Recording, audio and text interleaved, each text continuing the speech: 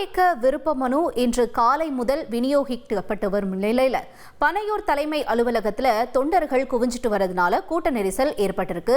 கூடுதல் தகவல்களை நம்ம தாயுமானவன் வழங்கிட கேட்கலாம். தாயுமானவன் வணக்கம். அங்க காட்சிகளை நம்ம பார்க்கிறோம், கூட்டம் அதிகமா இருக்கிறது. இப்ப அந்த அலுவலகத்தினுடைய சூழல் எவ்வாறு இருக்கிறது, மேலும் நீங்க விவரத்தை பதிவு செய்யலாம். 2026 சட்டமன்ற தேர்தல் நெருங்கி வரக்கூடிய சூழல்ல தாவேகா தரப்புல 234 தொகுதிகளிலும் போட்டியிடுவர்களுக்கான விருப்ப மனு விநியோகம் என்பது இன்றைய தினம் தொடங்கியது. விருப்ப மனு தொடங்கிய சில நிமிடங்களிலேயே தமிழகத்தின் பல்வேறு மாவட்டங்களில் இருந்து வருகை தந்த நிர்வாகிகள் ஒரே நேரத்துல அந்த விருப்ப மனுக்களை பெறுவதற்காக குவிந்ததன் காரணமாக இங்கே கடுமையான ஒரு கூட்ட நெரிசல் என்பது ஏற்பட்டிருந்தது. குறிப்பா அந்த விருப்ப மனு விநியோகத்தை பொறுத்த மட்டில் தமிழகம் முழுவதும் இருக்கக்கூடிய தாவேகாவினர் 100 ரூபாய் கட்டணத்தை செலுத்திவிட்டு அடையாள அட்டையை காண்பித்து விட்டு விருப்ப மனுக்களை பெற்றுக்கொள்ளலாம் அப்படின்றது தாவேகா தலைமையுடைய அறிவுறுத்தலா இருந்தது. குறிப்பாக இந்த விருப்ப மனுக்களை பெற்ற பிறகாக அதனை பூர்த்தி செய்துவிட்டு மீண்டும் சமர்ப்பிக்கும் போது பொது தொகுதிக்கு 10,000 ரூபாய் என்ற விதமும் தனி தொகுதிக்கு 5,000 என்ற விதத்திலையும் கட்டணத்தை செலுத்த வேண்டும் என்பது தலைமையுடைய உத்தரவாகவும் இருந்து வந்தது.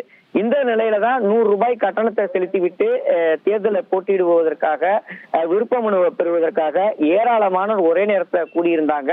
சுமார் 3000க்கும் மேற்பட்டோர் ஒரே நேரத்துல கட்சி அலுவலகத்திற்குள்ளே நுழைந்ததன் காரணமாக கடுமையான கூட்ட நெரிசல் என்பது ஏற்பட்டது.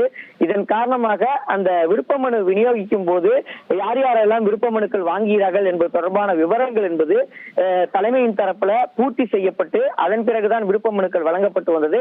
தொடர்ந்து கூட்ட நெரிசல் அதிகரித்ததன் காரணமாக 100 ரூபாய் கட்டணத்தை மட்டும் பெற்றுக்கொண்டு உடனடியாக விண்ணப்பத்தை வழங்கி அவர்களை கட்சி அலுவலகத்தில் இருந்து வெளியேற்றும்படி தலைமையின் தரப்புல உத்தரவு என்பது வழங்கப்பட்டு அதற்கான ஏற்பாடுகள் என்பது செய்யப்பட்டிருந்தது.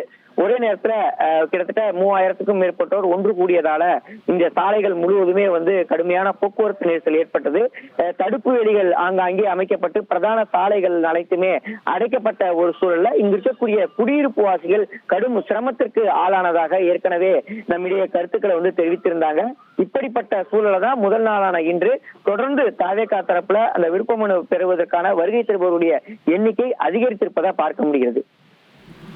தாவேக விருப்ப மனு இன்று காலையிலிருந்து விநியோகிக்கப்பட்டு வரக்கூடிய நிலையில பனையூர் அலுவலகத்துல தொண்டர்கள் ஏராளமானோர் குவிஞ்சிட்டு வராங்க. இது தொடர்பான தகவல்களை எமது செய்தியாளர் தாயுமானவன் வழங்க நாம கேட்டோம்.